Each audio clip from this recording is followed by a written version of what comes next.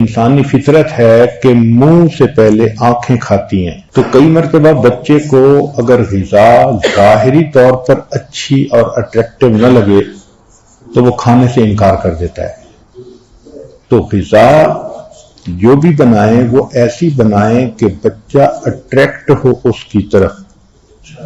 ہارون رشید کے دربار میں ایک عیسائی ڈاکٹر آیا اور اس نے کہا کہ میری ریسرچ انسان کی جسمانی بیماریوں کے بارے میں ہے، میرے 2 کویسچن کا جواب دیجئے۔ ایک تو یہ کہ انسان کی جسمانی صحت کے بارے میں قرآن نے کوئی اصول بتایا ہے؟ تو ہارون رشید نے علماء کو کہا، ایک عالم کھڑے ہوئے اور انہوں نے کہا جی ہاں بتایا ہے۔ کون سا؟ کہ قرآن نے جسمانی صحت کا ایک اصول بتایا، کلو واشربو ولا تسرفو، تم کھاؤ پیو مگر اسراف نہ کرو، اوور ایٹ نہ کرو۔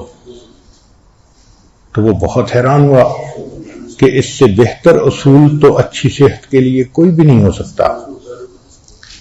پھر اس نے کہا کہ اچھا یہ بتاؤ کہ کیا تمہارے پیغمبر اسلام نے بھی بتایا کچھ؟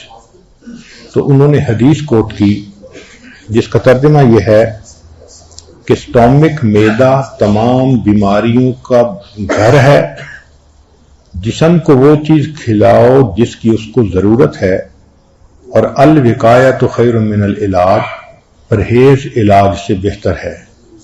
وہ عیسائی طبیب کچھ دیر سوچتا رہا اور کہنے لگا کہ میری پوری زندگی کا تجربہ ایک طرف، ان 2 اصولوں نے طب کے معاملے میں کوئی کمی پیچھے نہیں چھوڑی۔